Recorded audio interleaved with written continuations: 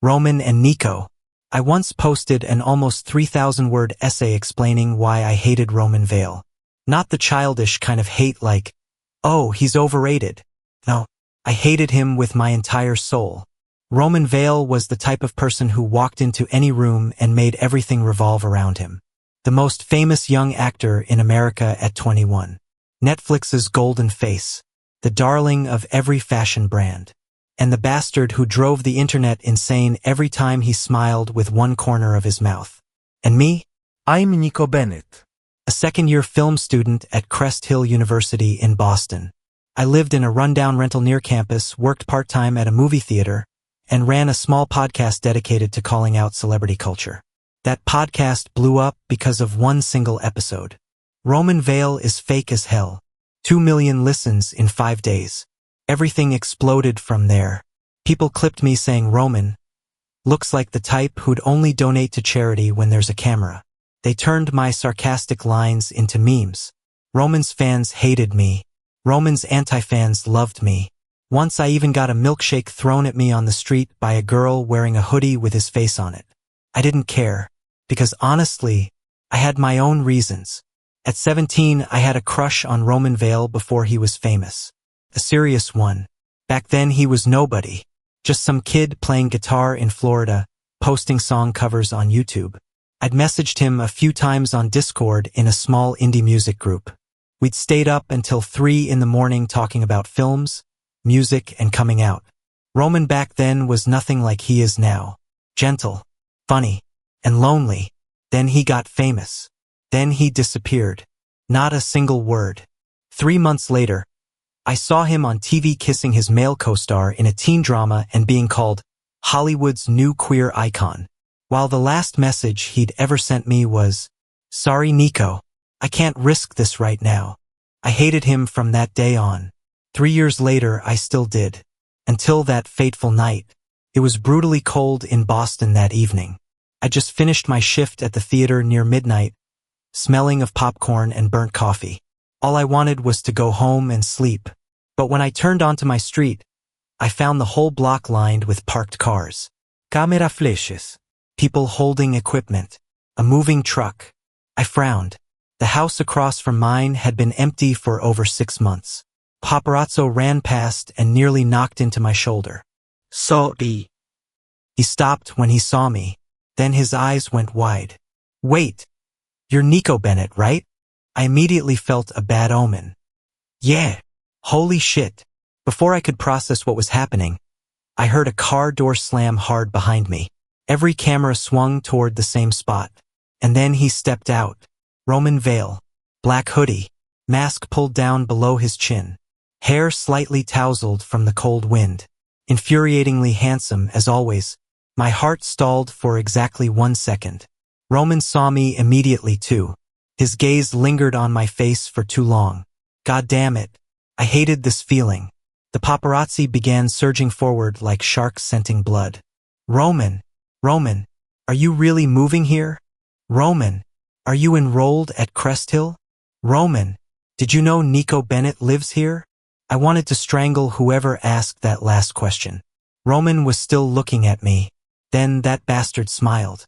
Not the polished smile he gave cameras, but the one he used to wear during our late-night conversations when we were 17. I did, he said. His voice was much deeper than before. We used to know each other. The air froze solid. I went completely still. What? Several cameras practically shoved themselves into my face. Nico, any response? Your podcast was pretty brutal toward Roman. Is it true you two were friends? I whipped around to face Roman. He was staring at me like the whole world had narrowed down to just the two of us. I tightened my grip on my backpack straps. I don't know him. Roman tilted his head slightly. That expression made me want to lose my mind.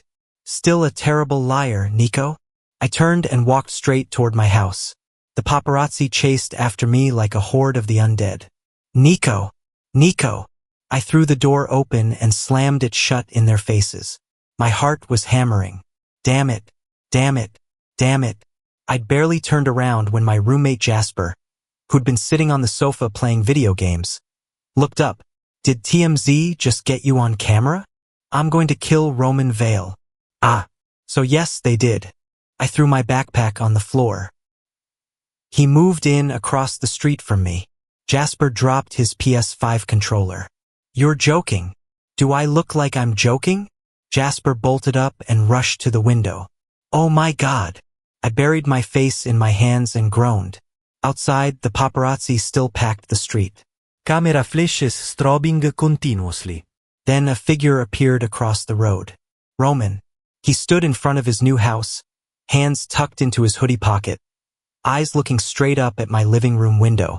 The distance between us was just one small street, but it felt like 3 years hadn't disappeared at all. Jasper turned to look at me with an expression of pure horror. Have you ever slept with him? What? The vibe between you two is like toxic exes. We're not exes, but almost something? I said nothing. The biggest mistake I ever made was going silent at exactly that moment. Jasper screamed like a primate. I knew it. I hate him. That sounds more like you're trying to convince yourself. Before I could argue, my phone started buzzing nonstop. Twitter was imploding. The hashtag Roman and Nico began trending. People were digging up my old podcast episodes. Someone had cut together footage of Roman looking at me outside and edited it into some godforsaken love song video. And on Instagram, Roman had just posted a new story. Black background. Just a single line of white text. Funny seeing you again, Nico. My heart pounded so hard it actually hurt. I hated him. I genuinely hated him. The only problem was, I wasn't sure what kind of hating it was anymore. The next morning, I woke up to Jasper screaming like the house was on fire. Nico! I pulled my blanket over my head. If you're not dying, don't yell at me like that. Get on TikTok right now. I groaned and fumbled for my phone. Mistake. The first video that came up was footage of Roman standing outside last night, slowed down like some pretentious art film. The wind lifting his hair gently, camera flashes strobing, then cut to the exact moment he looked up at my window. The background music was an achingly sad love song. Caption. The tension? Hello? 3 million views. I wanted to throw myself off the second floor. Jasper flopped down on the edge of my bed, grinning like a maniac. The internet is shipping you with Roman Vale. I'll sue the entire internet. Too late. My phone kept buzzing nonstop. Messages from classmates, coworkers at the theater, and even my mom. Is Roman handsome in real life, sweetie? Me. You betrayed me that fast? I'm just asking. I pressed my phone face down against my face. Jasper still wasn't done with me. The thing I don't get is, he propped his chin on his hand and stared at me. Why is Roman acting like you two had something? There was nothing, right? But the way he looked at you last night. We just texted for a few months in high school. Jasper blinked. Wait, texted how? I said too much. Damn it. Not any particular way. Nico.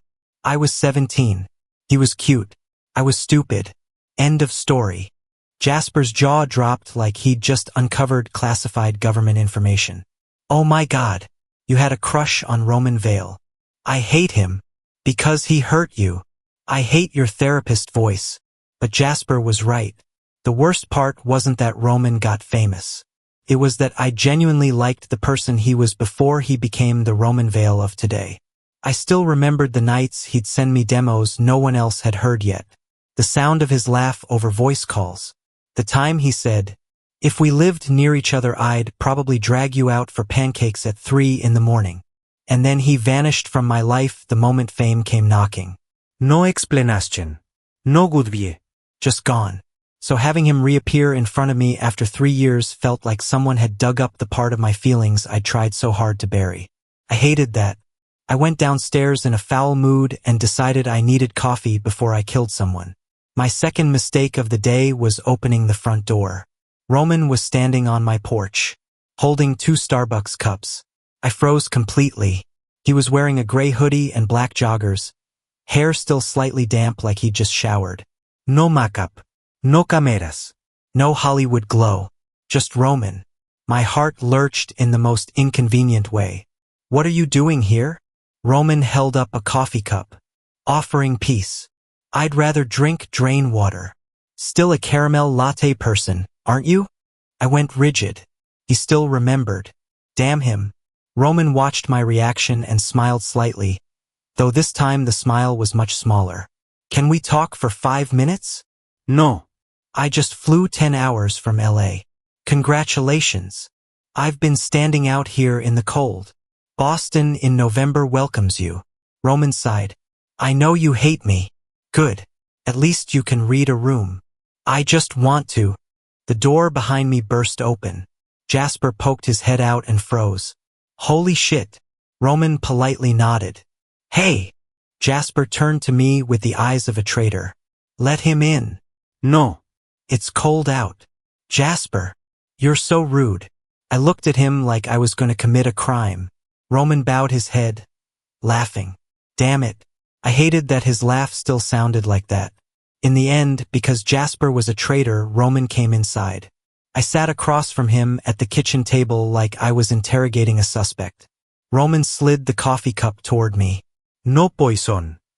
How disappointing. You used to be much nicer. I used to be much more naive. The air went quiet for a few seconds. Roman studied me carefully. His expression was different from last night. More tired. More real. I listened to your podcast. I let out a cold laugh. Oh, I'm sure you loved it. Not exactly. Then why listen? Roman leaned back in his chair. Because it was the only way I could still hear you talk. The kitchen fell completely silent. Jasper, somewhere in the background, made a sound like he was about to have a cardiac event. And I went completely still. Roman said it so quietly, so genuinely. And the worst part was, he was looking at me like he still cared. I hated that. I don't understand what you want. I said, quieter now. Roman was silent for a moment. Then he answered, I want you to stop thinking I left because of you. My chest ached. In the most stupid way. I tightened my grip around the warm coffee cup. You disappeared. I know. Not a single word. I know. And now you moving across from me like nothing ever happened? Roman looked down at the table. For the first time since we'd met again, he looked like he'd lost control of something. I didn't know how to come back into your life in a normal way. God damn it. I hated when he told the truth. Jasper kept glancing back and forth between us like he was watching live HBO drama. He shot to his feet. I just remembered I need to buy milk. You don't drink milk. I do now.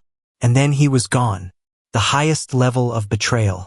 Just me and Roman in the kitchen.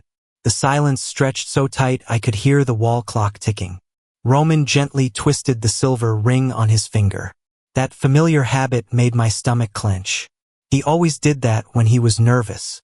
3 years and I still remembered. You cut your hair shorter than before. Roman said softly.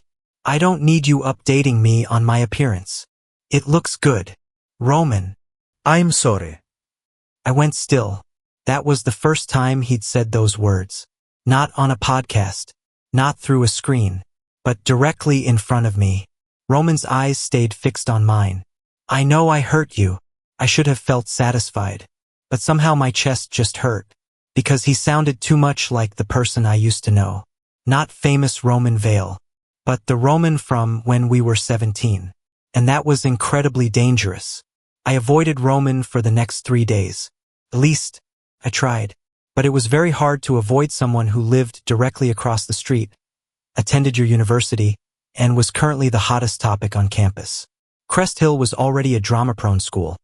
But Roman Vale's arrival was like someone dropping a bomb into a fish pond. Students filled the hallways just to watch him walk past.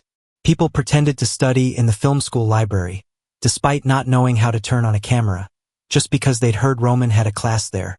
One professor joked that attendance rates had gone up 40% since he'd enrolled. I was losing my mind. Monday morning, I walked into advanced screenwriting and immediately heard the whispers. That's Nico, right? The one who's anti-Roman? The tension between them is insane. I pulled my hoodie lower over my face, then froze in the doorway. Roman was sitting in the back row. The only empty seat was right next to him. That bastard looked up at exactly the moment I glanced over. And he smiled. Not broadly, just a slight curve at the corner of his mouth, like he knew precisely what I was thinking. I was already turning to leave when Professor Morgan walked in. "Ah, good, Nico's here." He clapped his hands. "Sit next to Roman, please. You two will be partners for the midterm project." The whole class made that infuriating ooh-hoo sound like they were in middle school.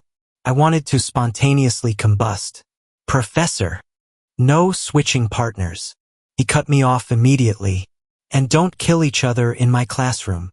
Roman propped his chin on his hand and looked at me. "I promise to behave." "I don't." In the end, I still had to sit down beside him. His familiar cologne immediately surrounded me. Sandalwood and mint, the same scent Roman had worn since he was 17. "Damn it. I thought you'd skip class to avoid me," Roman murmured. "I considered it." "Ah, so you still care about me." "I care about graduating on time." Roman laughed softly. I hated that I liked that sound. The class ran for 2 hours, and I couldn't remember half the content because I was too busy being aware of Roman's existence beside me. He was much taller than before, broader shoulders, deeper voice, and so much more dangerous. Every time he leaned down to write something, his hoodie sleeve riding up to reveal his wrist with those familiar silver rings, I had to force myself to look away. This was psychological torture.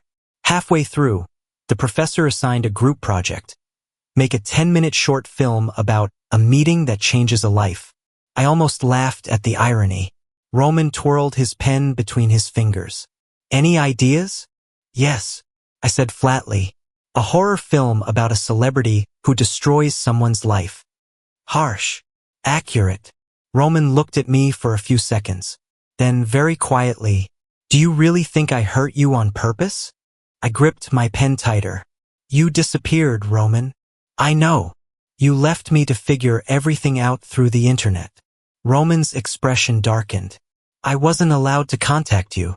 I laughed coldly. "Oh, management evil forced you?" "Yes." I stopped. Roman rested his elbow on the desk, eyes steady on mine. "How much control do you think I had at 18? I didn't answer, because deep down, I'd never thought about that. I'd only ever focused on being the one left behind. Roman looked down at the desk for a moment, then continued. "The day I signed with the agency, they found my old accounts." My heart slowed a beat. "All the messages?" "Yeah."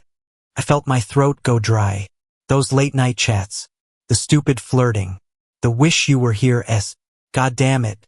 They told me to cut everything that could become a scandal. Roman smiled bitterly.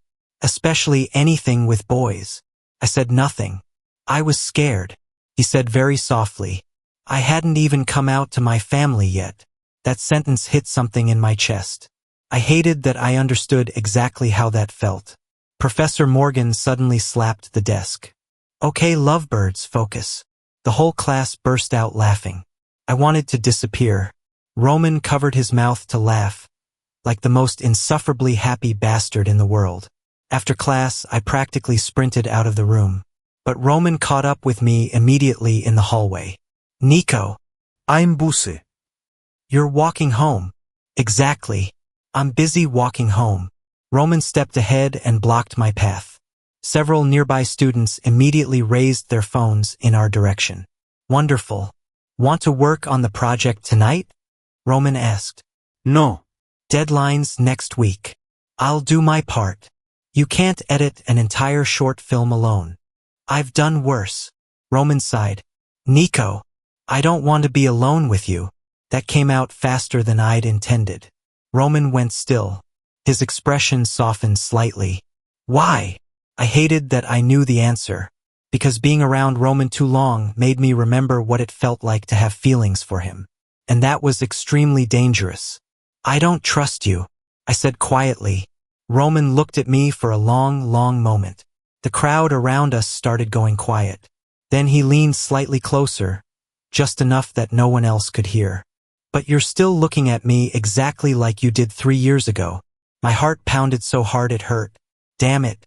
I immediately pushed him back. Don't act like you know everything about me. I know you. You knew the 17-year-old version of me. Roman looked me straight in the eyes.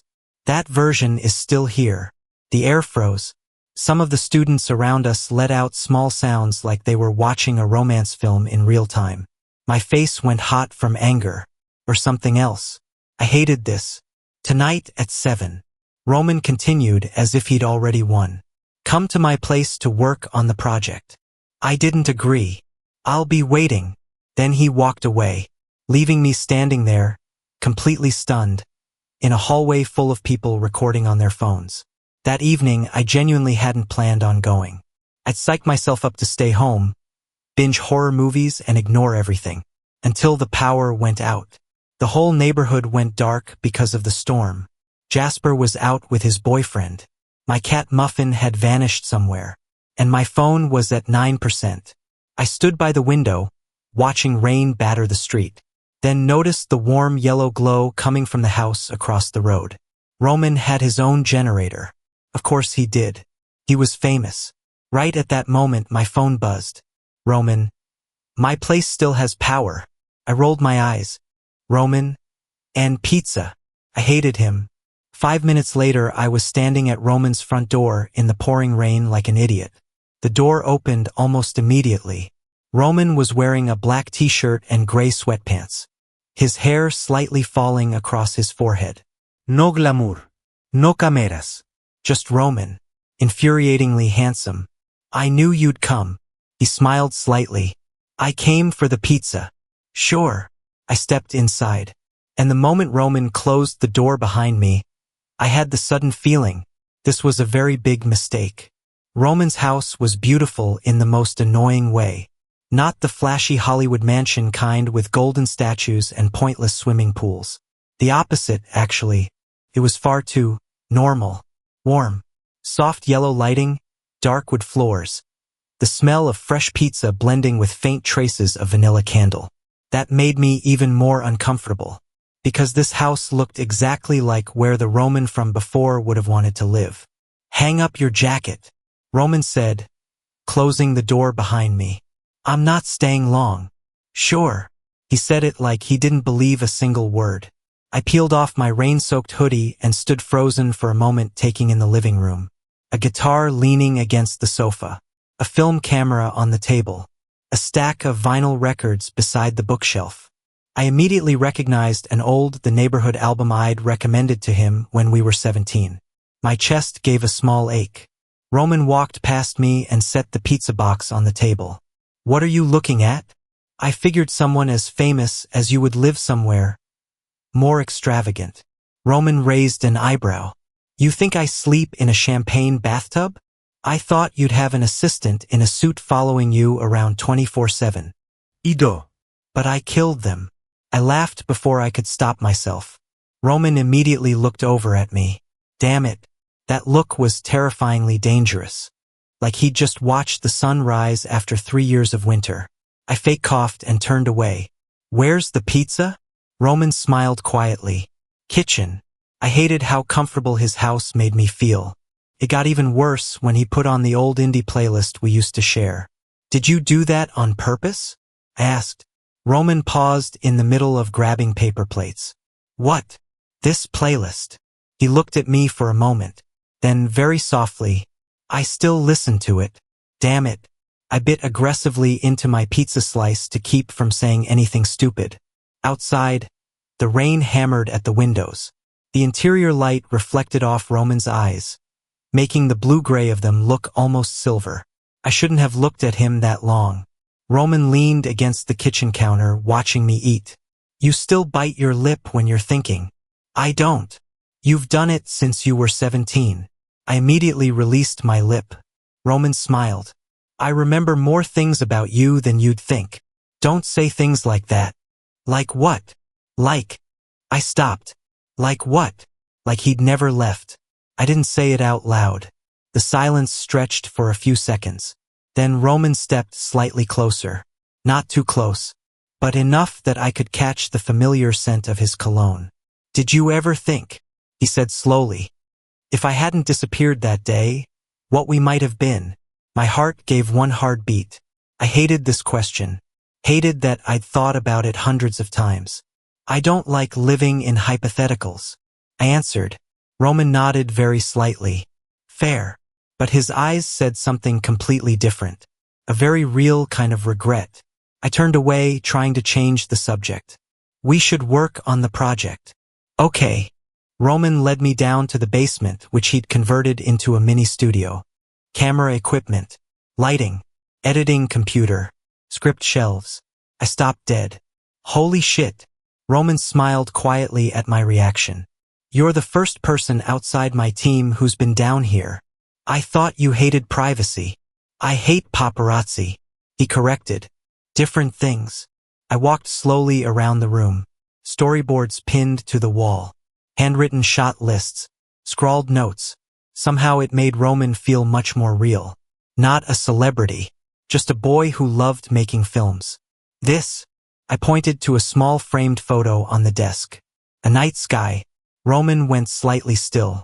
I took that in Florida. I know, I said before I could think. Because he'd sent me that photo once, years ago. Roman stared at me. You still remember? I immediately turned away. Let's start the project. But everything began going sideways from the very first minute. We brainstormed ideas on the sofa. Roman sat too close. His knee bumped against mine a few times, as if by accident. Every time it happened, my brain lagged for a few miserable seconds. I think the film should be about two people who used to be close and then meet again, Roman said. How original. I'm drawing from real life. I hate meta. Roman laughed softly. I know. I opened my laptop to hide my face. Okay. So what's the conflict?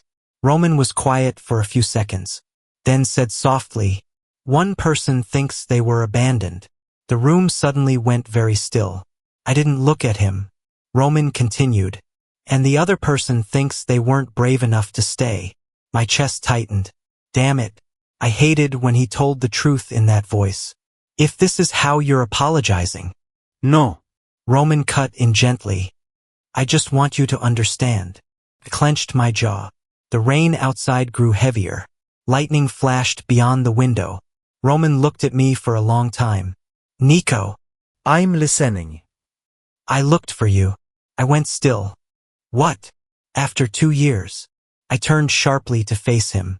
Roman leaned forward, elbows on his knees, hands clasped together like he was confessing to something.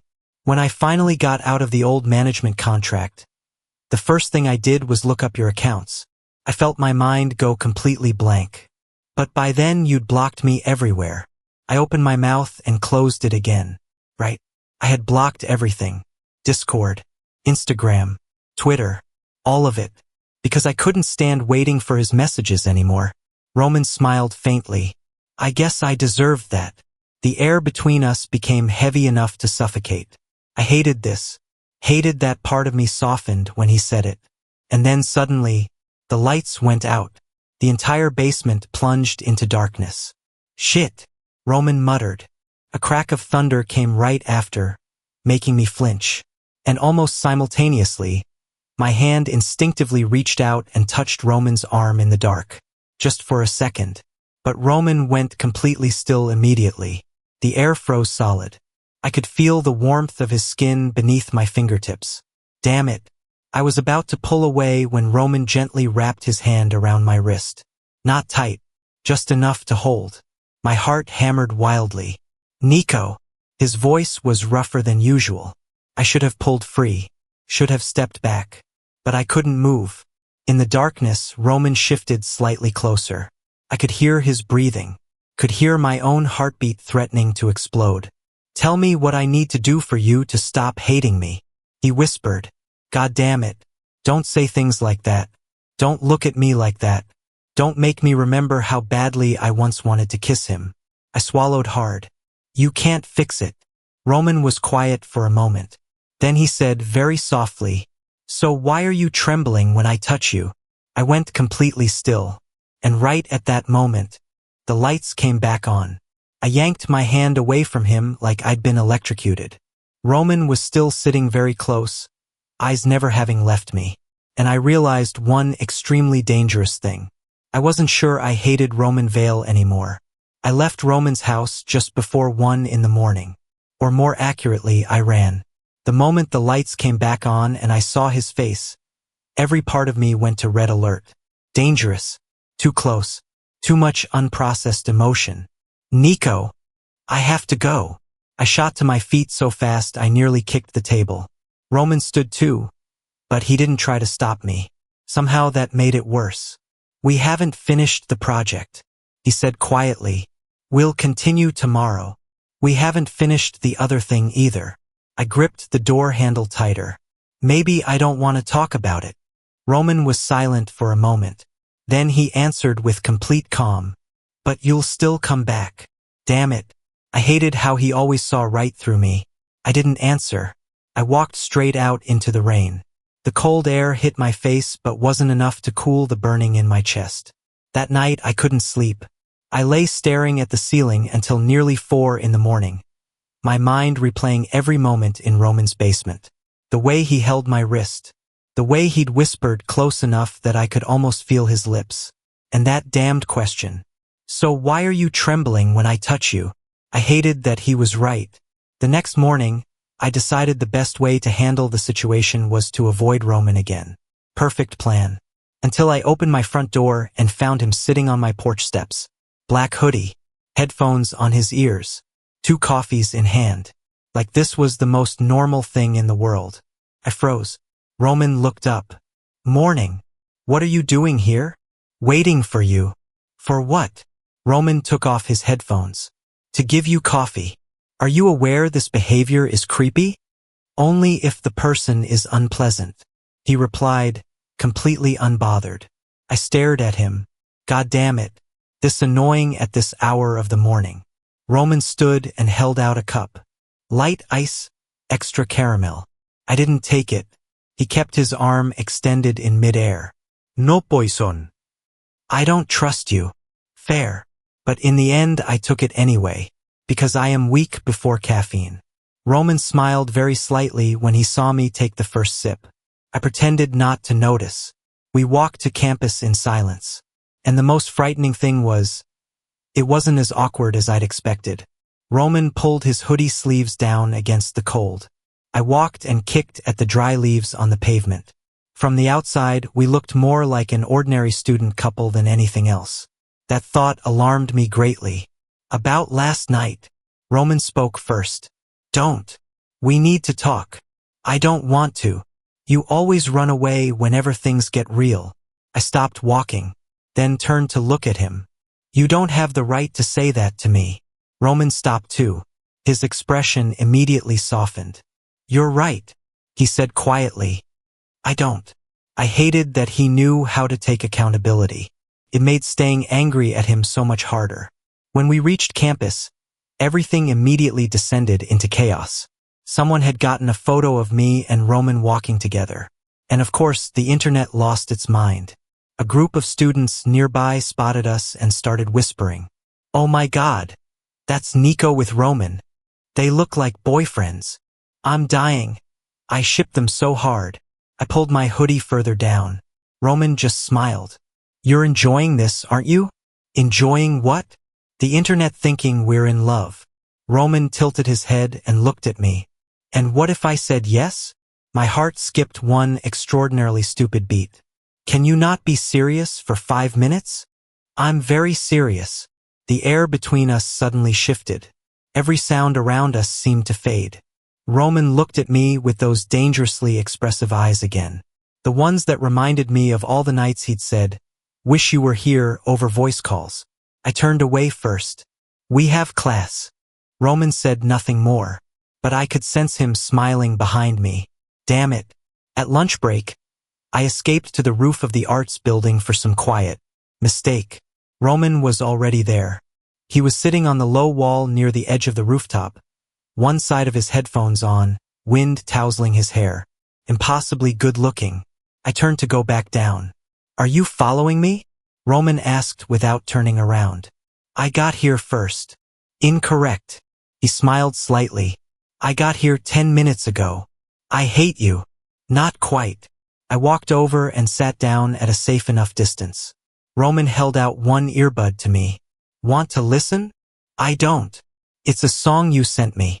I went still. Then, against every smart decision I'd ever made in my life, I took the earbud. An old indie track came through. A song I'd spammed Roman with when I was 17 because the lyrics sounded like us. I remembered saying exactly that. Damn it. Roman stared out at the gray Boston sky. I listened to this the whole time I was filming in Vancouver. He said softly, "Whenever I thought about you, my chest ached sharply." Don't do that. Do what? Talk like you care. Roman turned to look at me. His expression this time nearly took the breath out of me. Nico. His voice dropped lower. I never stopped caring. I immediately stood up. Too much. Too close. I have to go. Roman reached out and caught my wrist on instinct. Just that one touch was enough to make my entire body run hot. He looked up at me from where he sat. Don't leave again. That sentence stopped me completely, because it sounded like he was afraid. Roman Vale, the person who drove the entire internet insane, was looking at me like I was the one capable of shattering his heart. That was more dangerous than anything. I swallowed hard. You're the one who left first. Roman's expression darkened. His hand slowly released my wrist. A flicker of something painful crossed his face so quickly I almost thought I'd imagined it. I know. I left the rooftop shortly after. But for the rest of the day, I couldn't stop thinking about the look on Roman's face when I said that. That evening, I was editing footage in my room when my phone buzzed. A message from an unknown number. Roman, look out the window. I frowned and went over. Roman was standing on the balcony of the house across the street, holding a whiteboard. Written on it, "How much longer are you going to be mad?" I burst out laughing before I could stop myself. Roman saw it and let the victorious smile spread across his face. I immediately stopped laughing. He flipped the board around. I saw you smile. I yanked the curtains shut. My phone buzzed again. Roman, too late. God damn it. I was really in trouble now.